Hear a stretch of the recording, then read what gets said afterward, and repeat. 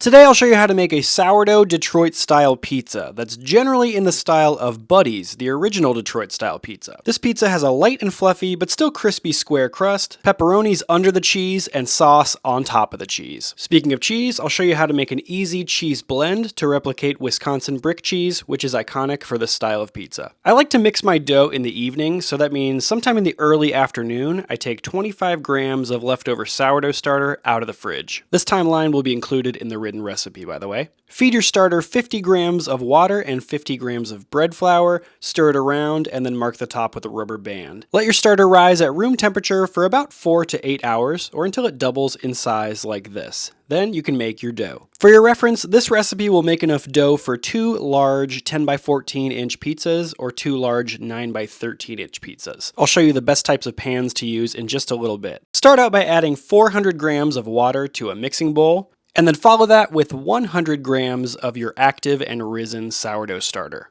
Next, add 5 grams of extra virgin olive oil. It's just a little bit of oil to bring some tenderness and flavor to the dough. Then add 15 grams of salt. I'm using kosher salt, but you can use any type of plain table salt or sea salt. Then stir up the ingredients with a spoon just to start dissolving the salt and break up the starter within the rest of the liquid ingredients. And the last ingredient you'll need to add for this dough is 550 grams of white bread flour. I'm using the blue bag of King Arthur bread flour, but any bread flour that's around 12 to 13% protein should work fine. That should give you a light and airy, slightly chewy pizza crust. Now once all your flour is added, bring the dough together with a wooden spoon or whatever you want to use to stir the dough together. It'll just take about 1 to 2 minutes of stirring to get a dough that looks something like this. It'll be a sort of wet and sticky 75% hydration dough. There's a little more water in this dough than a traditional Buddy's style pizza from Detroit, but 75% hydration gives a really good result, and I think you're going to like it. Before we give this dough some stretch and folds, cover it up with a kitchen towel and let the dough rest for 30 minutes.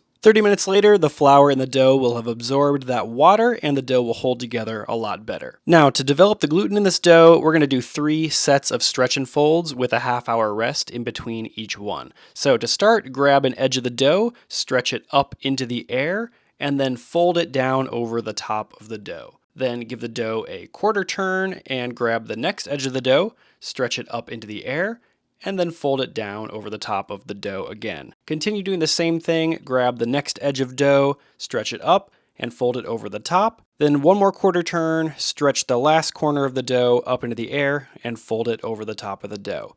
There's your first set of stretch and folds done. Cover the dough up and let it rest for another 30 minutes. 30 minutes later, do the next set of stretch and folds the same way as the first one. Stretch and fold each of the 4 corners of the dough. Then cover the dough up and let it rest for another 30 minutes. Then half hour later, do the third and final set of stretch and folds, stretching and folding each of the 4 corners of the dough one last time. You should notice the dough feeling a lot stronger at this point and just holding together better in general than during the first set of stretch and folds. That means the gluten in your dough is well developed and you're ready to let your dough rest and go through its first rise. This batch of dough is a little bit bigger than my normal sourdough bread loaves, so I just like to let it rest and rise in the same mixing bowl so it has enough room. Flip the dough over so that the smooth side is facing up, and then cover the dough up and let it rest and rise on your counter overnight for about 6 to 8 hours. The next morning, your dough should be doubled in size, and at this point it's ready to be divided, shaped, and placed into individual pans.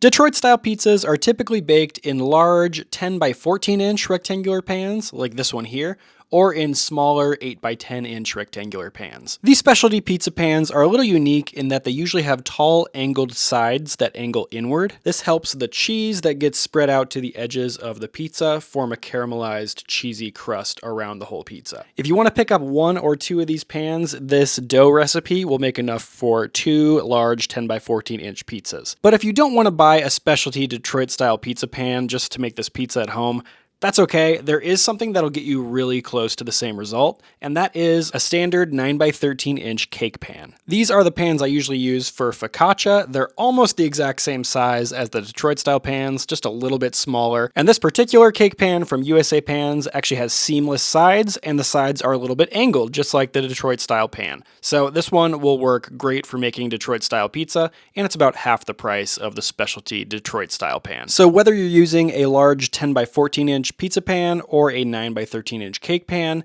you can make 2 pizzas with this dough recipe. Now let's divide and shape the dough for the 2 different pans. Put some bread flour on top of the dough, and then just gently work around the dough ball in the mixing bowl to release it from the sides of the bowl. Pop the dough out of the bowl and place it on your unfloured work surface, and then get a bench scraper or a chef's knife and divide the dough as evenly as possible into 2 pieces. Then use a kitchen scale to weigh out the proper size dough ball for the particular pan size that you're using. Since I'm using one 10 by 14 inch pan, I will need a 535 gram dough ball, and since I'm also using a 9 by 13 inch pan, I'll need another dough ball that's 447 grams by weight. If you're using a smaller pan size like a 9 by 9 or an 8 by 8 inch pan, check the table on my website and you'll see exactly what size of dough ball you'll need for which pan. Once you've got your dough balls in the correct sizes, stretch and fold each dough ball into a tight ball, and then they're ready to be transferred to the pans. Prepare each pan with about 1 to 2 teaspoons of extra virgin olive oil. It does not have to be much oil since both of these pans are non-stick, but it does need to be enough to give the dough a little bit of flavor and to ensure there's a non-stick barrier. So just grease the bottom and the sides of the pans with a little bit of olive oil. Now place each dough ball into the center of each oiled pan, then cover up the pans with either a damp kitchen towel or a sheet of plastic wrap, something that'll keep the dough balls from drying out. And then over the next hour or so, you're going to be coming back to the dough balls to stretch them out every 20 minutes until they reach the edges of the pan. So right now, keep the doughs covered and let them rest for 20 minutes at room temperature. Then 20 minutes later, uncover your dough and stretch out the edges of it just to get the dough into a rough rectangular shape, and then press down lightly with your fingertips to stretch out the rectangle. The dough definitely won't stretch out to the edges the first time through, so no big deal there. Just cover up the dough again and let it rest for another 20 minutes. Repeat this stretching and then 20-minute rest process 2 or 3 more times until your dough almost reaches the edges of the pan. If you can't quite get it to the full edge of the pan, that's fine, but get it as close as you possibly can. After 2 to 3 rounds of stretching out the dough, you should be able to get it almost to the edge, and then you'll be ready for your second rise, or the final proof of the dough. For the final proof, cover up the dough with a kitchen towel or plastic wrap and let the dough rise at room temperature for 3 to 4 hours, or until it has about doubled in size and it's looking light and puffy. At this point, top your dough with about 1 teaspoon of extra virgin olive oil, then just gently dimple out the dough with your fingertips, stretching it all the way to the edge of the pan. The goal here is to spread the dough out into one even layer that fills the entire pan, but to maintain as many air bubbles as possible in the dough. So just dimple the dough lightly. There's no need to smash everything down and flatten it. Now the sourdough pizza dough is ready to top and bake. But if you're not quite ready for pizza night, you can store your dough in the fridge. Just make sure you cover it up with a damp kitchen towel or a sheet of plastic wrap so the dough doesn't dry out in the fridge. So transfer your dough to the fridge and keep it there until you're ready to bake. Then about 30 minutes before you're ready to bake, preheat your oven to 550 degrees Fahrenheit, or as high as your oven will go. And you're going to be baking these pizzas in the middle rack of your oven, so make sure the middle rack is set and ready to go. You can bake these on a pizza stone or a pizza steel, but that is not required for this type of pizza. Now it's time to finally top and bake your sourdough Detroit-style pizza. So if you've got any dough that isn't reaching to the edges, fix that. This is your last chance to do that. Now it's time to add toppings. Since we're doing a classic Detroit-style pizza today, that means pepperoni goes on top of the dough, followed by cheese, followed by sauce. This is optional, but the original Buddy's Pizza says they put a little bit of oregano on top of the dough before adding the pepperoni, so I'm just going to do a little dried oregano here. And then I'm going to do a whole layer of sliced pepperoni. I think for this size of pizza, 24 individual pepperoni seems to be what fits in the pan. So I just load up the whole pizza with pepperoni until it's full. And feel free to use a more high quality pepperoni that you slice yourself, but these are honestly just the cheap pepperoni. So either way works. Next for the cheese. For this size of pizza, you're going to need 8 ounces or 226 grams of Wisconsin brick cheese. Since that kind of cheese is hard to find outside of the Detroit area, this is what you can use instead. Use half mozzarella. We're talking whole milk, low moisture mozzarella. This is one of the brands I like to use. It's really great for pizza, and you can just shred it yourself with a cheese grater. So half of your cheese blend should be mozzarella, and the other half should be some kind of flavorful, melty, buttery cheese. Monterey Jack is a good one that's easy to find, and another one that you can find is Munster. Both of these cheeses are soft and melty like mozzarella, but they're a little more buttery and have a more distinctive flavor than mozzarella does. So when you mix them with mozzarella, it makes a pretty good alternative to Wisconsin brick cheese. For my cheese blend, I'll be using half mozzarella and half Munster, but I'll include a list of 4 or 5 cheeses that you can use instead of Munster in the written recipe. When your cheese blend is shredded and mixed 50-50, start adding cheese to the corners and sides of the pan first.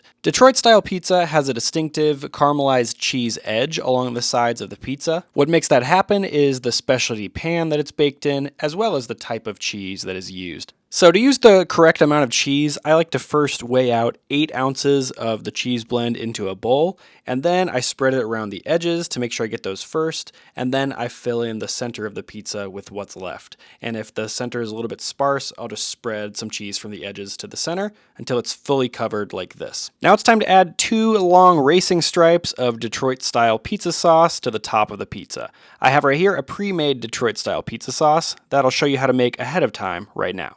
To a pan over medium-low heat, add 1 teaspoon of extra virgin olive oil. Heat that up until the oil is shimmering, and then quickly add a half teaspoon of dried oregano, a half teaspoon of dried thyme, and then a half teaspoon of red pepper flakes. Use less red pepper flakes if you don't like your pizza sauce spicy. Stir the herbs and spices in the oil until they're fragrant, and then add 1 28-ounce can of really good tasting crushed tomatoes. I like to use this Mutti brand of crushed tomatoes. It's what I used in my New York style pizza sauce, and I really like how it turned out. Then on top of the tomatoes, add a half teaspoon of garlic powder, which is one of the signature flavors in the Detroit style pizza sauce, and then a half teaspoon of salt just to wake up all the flavors and bring them all together. Stir the sauce thoroughly to combine everything, then bring the sauce up to a light boil on the stovetop, and then lower the heat to keep the sauce on a low simmer. Simmer the sauce for 15 minutes just to bring the flavors together, and what you'll end up with is a nice lightly cooked pizza sauce with a punch of herb and garlic flavor. Store the sauce in the fridge until you're ready to use it, and then pull it out when you're ready to top the pizza. The classic topping is going to be 2 long racing stripes across the top of the pizza. For a large 10 by 14 inch pizza, you'll need exactly 1 cup of sauce in total. So each of the 2 racing stripes should be exactly a half cup of pizza sauce. There's nothing magical about this process. Just put down 2 lines of pizza sauce and gently flatten the sauce with the back of the measuring cup. And from 1 batch of sauce, you should end up with enough sauce for 2 large pizzas, plus a little bit left over. Last topping before baking is going to be about 1 tablespoon of freshly grated Parmesan cheese. You can grate the cheese directly on top of the pizza yourself, or you can get the pre-grated stuff, but just get a good quality Parmesan if you're going to do that. Now your pizza is ready to bake.